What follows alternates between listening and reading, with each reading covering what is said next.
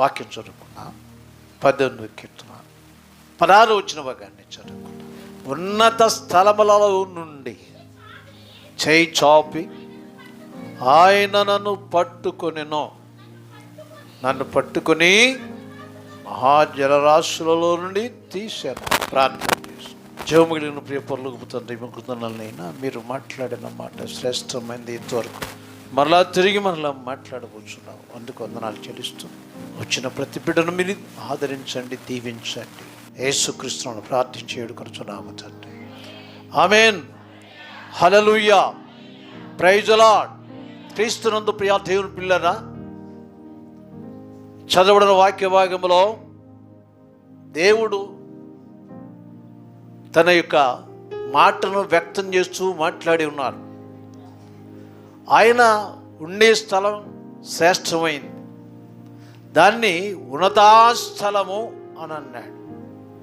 ఉన్నతాస్థలము అని అన్నాడు అన్నమాట. ఆయన ఉండే స్థలాన్ని ప్రత్యేకించి మాట్లాడుతున్న మాట ఏంటంటే ఉన్నతాస్థలము. ఉన్నత స్థలములలో నుండి ఆయన తన చేయి చాపి ఏమంతేనా, ఆయన తన చేయి చాపి నన్ను పట్టుకొనెను. అబ్బా, ఏం చక్కని మాట. ఎక్కడుండి పట్టుకున్నారంటే అక్కడుండి పట్టుకున్నారు. అక్కడుండి మహాజలరాశులలో నుండి ఆయన నన్ను తీసెను. దేవుని స్తోత్రం కలుగునక. Praise the Lord. హల్లెలూయా. యేసుక్రీస్తునందు ప్రియ దేవుని పిల్లలారా, జలరాశులు మనిషిని ముంచేస్తూ ఉంటాయి, కానీ అక్కడ నుండి ఏం చేశారంట, ఆయన తీశారంట. జలములలో నేను దాటినను మీద పొల్లి వారవు, అగ్నిలో పడినేమో నడచినను, జ్వాలలు నిన్ను కాల్చగలవుగా, పేరు పెట్టి పిలిచాను నిన్ను, నేనే గమ్మి ఆశ్రయం. చాలండి, గమనించండి పిల్లలు. జలములో పడి నడిచినా కానీ అవి ముంచే స్థితి ఉండనీరంట. కారణం అసలు అక్కడి నుంచే కదా మనల్ని లేపింది. అంతేనా? వాక్యంలో ఉంది అలాగ. అక్కడనే కదండి మనం పైకి లేపింది. మహాజలరాశుల్లో నుండి ఆయన నన్ను తీసెను అంటే బయటికి తీశాడు. తీసెను అనే మాటకు అర్థం బయటికి తీశాడు అన్నమాట, లేక పైకి లేపాడు. మునిగిపోకుండా, అపరాధం చేత పాపం చేత చచ్చిన మన జీవితం మునిగిపోతుంది అంచేత ఆయన తన చేయి చాపి ఏం చేశారంట, పైకి తీశాడు, బయటికి తీశాడు. ప్రభు స్తోత్రం. నేను కొన్ని మాటలు మీకు ఖచ్చితంగా చూపిస్తాను. మార్కు సువార్త 1వ అధ్యాయము 41వ వచనాన్ని చదువుకున్నాం. ఆయన కనికరపడి చేయి చాపి వానిని ముట్టి, నాకు ఇష్టమే, నీవు శుద్ధుడవు కమ్మని వానితో చెప్పాను. ఆయన తన చేయి చాపి, అక్కడున్న ఆయన ఇక్కడ ఉన్నాడు, అక్కడున్న ఆయన ఇక్కడికి వచ్చేసాడు అంటే భూమి మీదకి. శ్రేష్టమైన మాట ఆయనతో మాట్లాడుతున్నాడు. నీకు ఇష్టమైతే అన్న ఆ వ్యక్తితో మాట్లాడుచున్నాడు, నీవు నాకు ఇష్టమే. అంతకుముందు తన చేయి చాపి అన్నది వాక్యం. ప్రభు స్తోత్రం. క్రీస్తు యేసునందు ప్రియ దేవుని బిడ్డలారా, భయంకర రోగం కదా కుష్ఠరోగం. కుష్ఠి రోగమే బాధించగా అందరూ నన్ను వెలివేసేగా, కుష్ఠి రోగమే బాధించగా అందరూ నన్ను వెలివేసేగా, నీ చేయి చాపి నన్ను నీవు ముట్టి శుద్ధుని చేశావుగా, నీ చేయి చాపి నన్ను నీవు ముట్టి శుద్ధుని చేశావుగా సయ్యా, నీ సాటి లేరెవ్వరు, నీవే నా ప్రాణము సయ్యా, నీ సాటి లేరెవ్వరు, నీవే నా ప్రాణము. ఆకాశమందు నీవే ఆధారము, నా శ్రమలలో నీవే కేడెము. ఆకాశమందు నీవే ఆధారము, నా శ్రమలలో నీవే కేడెము.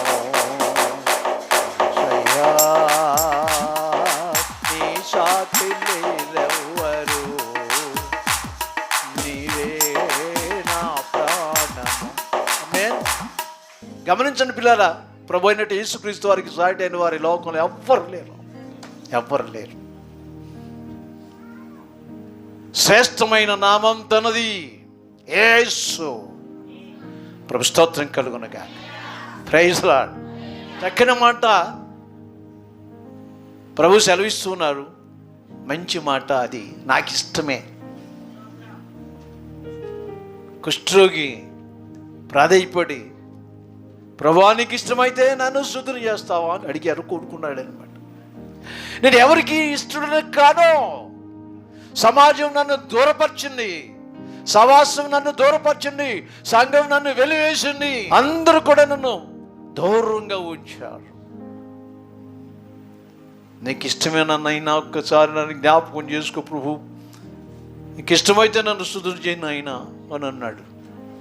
యేసు ప్రభు వారు తన చేయి చాపారు. ముందు ఉన్నత స్థలంలో తన చేయి చాపి నన్ను పట్టుకొని అది బయటికి తీసను. అలాగే యేసు ప్రభు వారు కూడా ఇక్కడ ఈ మనుషులతో నాకు ఇష్టమే అని చేయి చాపి ముందు నాకు ఇష్టమే పట్టుకున్నాడు. అంతే, తన చేయి పట్టుకున్నాడు. ఎవరు చెయ్యి అంటే కుష్ఠరోగి యొక్క చెయ్య పట్టుకుని స్వస్థపరిచాడు. వాక్యములో వ్రాయబడిన మాట అక్కడ చదివితే ఏముంది అక్కడ? వెంటనే అతని కుష్ఠరోగము, దేవుని స్తోత్రం కలుగు, ఎంతనే అతడు శుద్ధి ఆయన. ప్రభు స్తోత్రం కలుగునగాక. క్రీస్తు చేసిన దేవుని పిల్లలారా, దేవుని మాట మనల్ని బలపరుస్తూ ఉంది. దేవుడు మాత్రం ఉన్నత స్థలములో ఉండే శక్తిమంతుడు ఆయన. కానీ నీ కొరకు నా కొరకు లోకానికి వచ్చాడు ఆయన.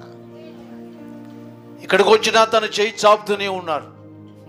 దేవుని స్తోత్రం కలుగునగాక కదా. ఇక్కడికి వచ్చిన ఆయన తన చేయి చాపుతూనే ఉన్నారు. చాపి ముట్టి స్వస్థపరిచాడు. ప్రభు స్తోత్రం కలుగునగా. మరొక వాక్యం మీకు చూపిస్తాను. అదే మార్కు సువార్త 9వ అధ్యాయం 27వ వచనం చూడండి. అయితే యేసు వాని చేయి పట్టి వానిని లేవనెత్తగా వాడు నిలవబడెను. దేవుని స్తోత్రం. గమనించండి, యేసు అయితే రాయబడింది. అంతకుముందు సంఘటన జరిగింది అని అర్థం. అంతకుముందు ఏదో జరిగింది అర్థం అన్నమాట. ఏం జరిగింది అని చెప్పంటే, చాంద్రరోగి, నా కుమారుడు చాంద్రరోగి మిగుల బాధపడుచున్నాడు, తరచుగా నీళ్ళల్లోనూ నిప్పుల్లోనూ దూకుచూ ఉన్నాడు, ప్రతి సమయంలో వాడి ప్రాణం తేనని చెప్పి ఆ శక్తి నా కుమారుడిని ఈ విధంగా బాధ పెడుతుంది. నీ శిష్యుల దగ్గరికి తీసుకొచ్చాను, కానీ వారి వల్ల కాదు. ఏమైనా నీ వలనైతే నా కుమారుడికి సహాయం చేయ. దేని స్తోత్రం కలుగును. ప్రభు చేసిందండి అంటే ఒక్కసారి దాన్ని బా అన్నాడు అన్నమాట. పోయింది. పో, స్తోత్రం కలుగునుగా. ఎన్ని దెయ్యాల్ని ఏ విధంగా అన్నానో నేను. ఈ అనుభవం నాకు ఉంది కనుక మీకు తెలుసు, మీరు చూశారు సభల్లో. ప్రభు స్తోత్రం కలుగునుగా. కూర్చో అన్నాను. బాధ పట్టిన దయ్యం పట్టిన వ్యక్తి 10 మందిని ఇటు అటు దూరపరిచి గుంజుకుంటూ తోసేస్తూ ఉందన్నమాట. ఇది మీ అందరికీ తెలియదు, ఎందుకంటే మీకు నా వైపు కూర్చుని ఉన్నారు సభలో. చివరి భాగంలో నన్ను బట్టి జరుగుతూ ఉంది. అందుకని ఇది చూస్తున్నా నేను. ఏయ్ అంటే మీకు అందరికి ఆశ్చర్యం అనిపించింది. ఎందుకు అయ్యగారు ఏ అన్నారు? అదేమైందో నాకు తెలుసు కనుక ప్రభు స్తోత్రం కలుగునగాక. అలాగే ఆ దయ్యం పోగానే, ప్రభు గద్దించగానే దయ్యం పోగానే వాడు చచ్చిన వాళ్ళకి పడిపోయాడంట. అందరూ ఏమనుకున్నారు తెలుసా? ఆ శిష్యులు ఏదో చేస్తే వాడు ప్రాణం ఉంది, కానీ ఈయన వచ్చి చేశాడే ఏదో కార్యం, ప్రాణమే పోయిందిరా అనుకున్నారంట. విషయం అది అక్కడ ఉందా వాక్యం. అలాగే అందరూ కూడా వీడు ప్రాణం పోయింది అని చెప్పి అనుకున్నారంట. కానీ ఆయన చేయి చాపి వాడిని లేవనెత్తను. దేవుని స్తోత్రం కలుగునగాక. మహాజలరాశులలో నుండి వాడిని లేపెను. అది లోకం, ప్రజలు, సమాజం తెచ్చడవాడు అనుకున్నారు. కానీ ఆ చెచ్చాడవాడు అనుకున్న వాని యొక్క చెయ్యి పట్టుకున్నారు ఆయన. దేవుని స్తోత్రం. లేపాను ప్రభు స్తోత్రం. స్వస్థపరిచాడు, బాగుపరిచాడు, లేవనెత్తాడు, సంపూర్ణ ఆరోగ్యమునకు నడిపించాడు ఆయన ఆ వ్యక్తిని. దేవుని స్తోత్రం కలుగునగా. చిన్న విషయం ఏంటంటే, అది అయిపోయిన తర్వాత శిష్య బృందం కలిసి ఒక గృహంలోకి వెళ్ళారంట ప్రభుతో. ప్రభుని ఒక రహస్యమైన మాట అడుగుతున్నారనమాట. ప్రభు, మేము ఎందుకు చేయలేకపోయాం ఈ కార్యం అని చెప్పి. కింద వాక్యంలో ఉంటుందండి, చదువు మాట. శిష్యులు, మేమెందుకు ఈ కార్యము చేయలేకపోతే అందుకు ఆయన ప్రార్థన వలనే కానీ. ప్రభు స్తోత్రం కలుగునగా. ప్రార్థనే ప్రకారం. ప్రార్థన అంటే ప్రకారం లాంటిదంట. ప్రభు చెప్తున్నాడు, ప్రార్థన చేయండి అయ్యా, ప్రార్థన వల్ల ఈ కార్యాలన్నీ జరుగుతాయి. ప్రార్థన లేకుండా ఇది జరగదు. ప్రభు స్తోత్రం కలుగునగాక. ఒక దైవజనుడు ఎన్నో కార్యాలు చేస్తున్నాడంటే దాని వెనక ఆ దైవానికి ఎంత ప్రార్థన ఉంటుందో ఆలోచించండి. సమాజం ఎన్ని కార్యాలన్నీ మా ద్వారా చేసేది మీరు చూస్తున్నప్పుడు ఎన్నో కార్యాలు చూస్తూ ఉన్నారు కదా, దాని వెనక ఎంత ప్రార్థన ఉంటుందో ప్రభువు చెప్తున్నాడు కదా. ప్రార్థన వల్లనే జరుగుతాయి అని. అద్భుతాలు జరగాలంటే, మహత్కార్యాలు జరగాలంటే, స్వస్థ కార్యాలు జరగాలంటే, దయ్యపు శక్తులు ఎల్లగొట్టబడాలంటే ఆ వ్యక్తి జీవితంలో ప్రార్థన ఉండాలి అని ప్రభువు చెప్తున్నాడు అన్నమాట. ప్రభు స్తోత్రం కలుగునగాక. దైవజనులకి ఏముంటుందో తెలుసా? ప్రార్థన. మీరు కోరి ప్రార్థన చేసిన దాని కొరకు వెనక మన ప్రార్థన ఉంటుంది మీకు. దేవుని స్తోత్రం కలుగునగాక. క్రీస్తు యేసునందు ప్రియ దేవుని బిడ్డలారా, ఏ మనుషుడు కూడా చేయి చాపి వానిని లేవనెత్తాను. నా అంశం, ఉన్నతా స్థలములో నుండి తను చేయి చాపి నన్ను పట్టుకొనేను. ఇక్కడ ఇద్దరు మనుషులను పట్టుకున్నారు, ఇద్దరు కూడా బాగుపడ్డారు. ప్రభు స్తోత్రం కలుగునగాక. యేసయ్య పట్టుకున్నారు కనుక. మరొక మాట కూడా మీకు చూపిస్తాను. మత్తయి సువార్త 9వ అధ్యాయము 25వ వచన భాగాన్ని చూడండి. జనసమూహమును పంపివేసి ఆయన లోపలికి వెళ్ళి ఆమె చేయి పట్టుకుని చిన్నది లేచను. స్తోత్రం కలుగునగా. హల్లెలూయా. ఇది ప్రత్యేకమైన అద్భుతం ప్రియులారా. యాయిరు కుమార్ చచ్చిపోయింది తెలుసా? యాయిరు కుమార్ చనిపోయిందన్నమాట. యాయిరే పిలుచుకొచ్చుకుంటున్నాడు. మధ్యలో కూర్చున్న తర్వాత తొందర పెట్టొద్దు, బాదుకుని నీ యొక్క కూతురు చచ్చిపోయింది అని చెప్పారు. యేసేమన్నాడు తెలుసా? భయపడద్దు. ఎవరిని? ఆ చిన్నదాని తండ్రిని, యాయిర్ని అంటున్నాడు అన్నమాట. నీకు అందిన సమాచారం ప్రకారం నువ్వు భయపడతావు. ఈ సమాచారం ఎలాంటిదంటే, నీ ఒక కుమార్తె చనిపోయిందనే వార్త నువ్వు ఇప్పుడు విన్నావు కదా. నా కుమార్తె మిగులు పాడుపరుచుంది, నైనా వచ్చి దాన్ని బాగు చేయని చెప్పి నువ్వు కోరుకున్నావే. ఆ మాట మీద మంచి శ్వాసం ఉంచు. ప్రభు స్తోత్రం కలుగునగా. ఎవరు చెప్తున్నారు? యేసయ్య అన్నమాట. భయపడద్దు. దేని కొరకు నన్ను పిలుచుకున్నావో ఆ కార్యం నెరవేర్చబడద్దయ్యా. యేసయ్యని ఏది కావాలని చెప్పి ఏ మనుషుడైనా, ఏ వ్యక్తి అయినా, ఏ సోదరైనా, ఏ సహోదరుడైనా కోరుకుంటే ఒక కార్యం కావాలని చెప్పి ఖచ్చితంగా చేస్తారండి. ఆయన దేవుడు యేసే దేవుడు యేసే దేవుడు.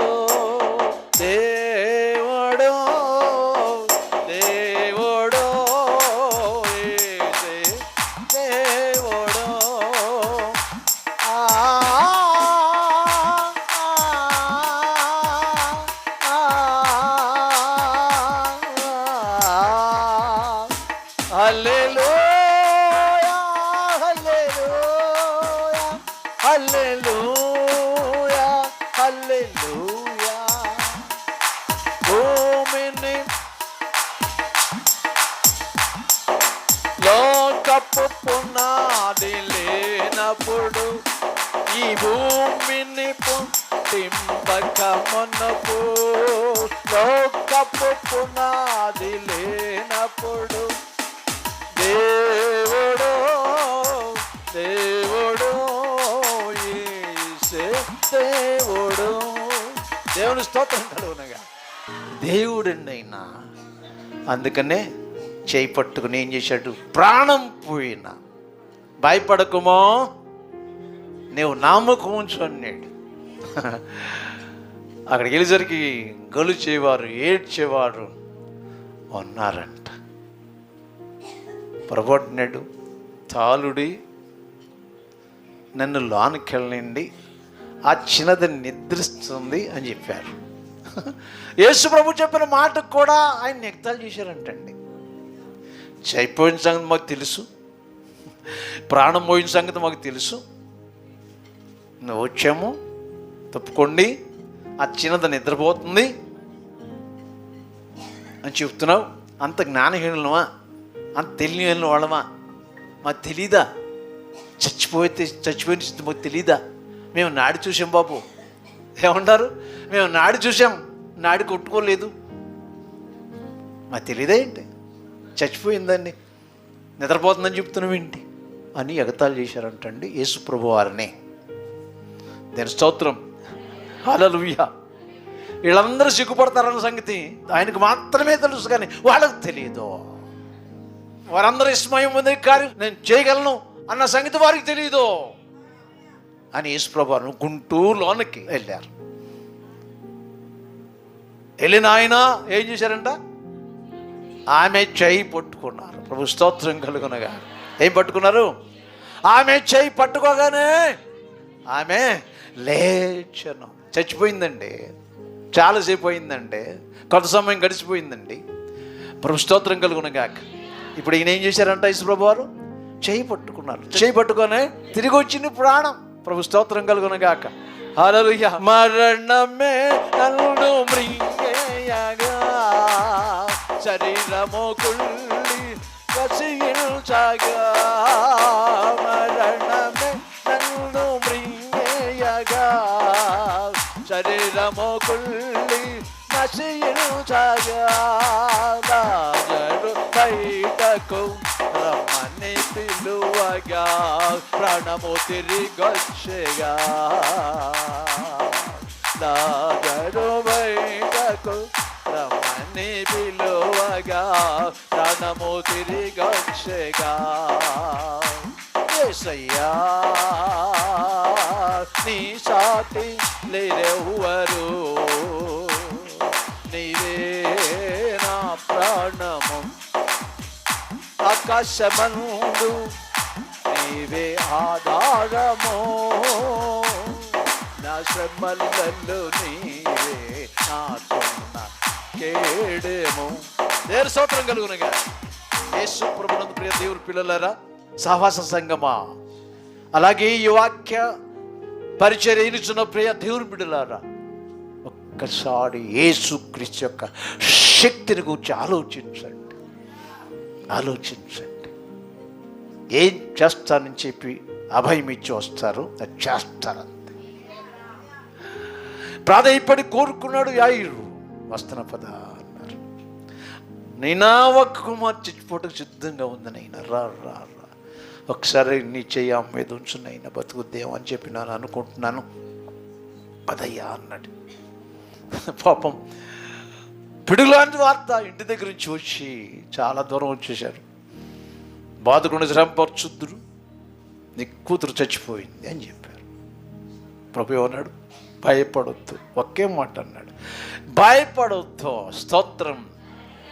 మేము భయపడము, ఇక మేము భయపడము, కీడు రాదని చేసే చెప్పెను మాకు, ఈ కీడు రాదని చేసే చెప్పెను మాకు, మేము భయపడము. చాలండి. యేసు క్రీస్తునందు ప్రియ సహవాస సంగమా, మన దేవుడు శక్తిమంతుడు. ఆయన ఉన్నతాస్థలంలో ఉన్నారు ఆయన. కానీ మనం ప్రార్థన చేస్తే ఏం చేస్తారంటే ఆయన చేయి చాపుతాడు. ఏంటంటే నువ్వు ప్రార్థన చేసినప్పుడు చేయి చాపి సహాయం చేస్తారంతే. ఈరోజు వర్తమానం ఇదే. అక్కడున్న మన దేవుడు, అక్కడున్న నా దేవుడు, అక్కడున్న మన అందరి దేవుడు, అక్కడున్న మన రక్షకుడు. మనం ప్రార్థన చేసినప్పుడు అక్కడ నుండి తను చేయి చాపుతాడు. స్తోత్రం చెప్పండి. అక్కడ నుండి తన చేయి చాపి ఏం చేస్తాడంటమ్మా, ఖచ్చితంగా పట్టుకుంటాడు.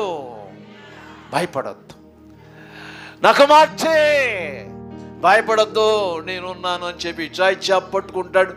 ఆ సమస్య నుంచి ఏం చేస్తాడో తెలుసా, పైకి తీస్తారు అంతే. నన్ను మహాజలరాశుల నుండి తీసెను. ప్రభు స్తోత్రం కలుగునగా. హల్లెలూయా, ప్రైజ్ ది లార్డ్. ఆ 18వ కీర్తనలో 19వ వచనం ఒకసారి చూడండి. విశాలమైన స్థలములకు ఆయన నన్ను తోడుకొని వచ్చును. స్తోత్రం. చాలండి. ఇంతగా చేయి చాపి లేవనెత్తి ఎక్కడ తీసుకొచ్చాడంట, విశాలమైన స్థలానికి తీసుకొచ్చాడు. విశాలమైన స్థలానికి తీసుకొచ్చాడు. ఇరుకు లేని స్థలం, ఇబ్బంది లేని స్థలం, శోధన లేని స్థలం, అలాంటి బాధలు లేని స్థలం. అంటే అలాంటి స్థితి కలిగిన జీవితం తన బిడ్డలకి ఇస్తాడు. విశాలమైన స్థలం అంటే ఏంటి తెలుసా, ఇరుకులలో ఇబ్బందులలో కాపాడిన మన యేసయ్యకే, ఇరుకులలో ఇబ్బందులలో కాపాడిన మన యేసయ్యకే, పేదలో నా జీవితం ఎల్లవేళలా స్తుతించు.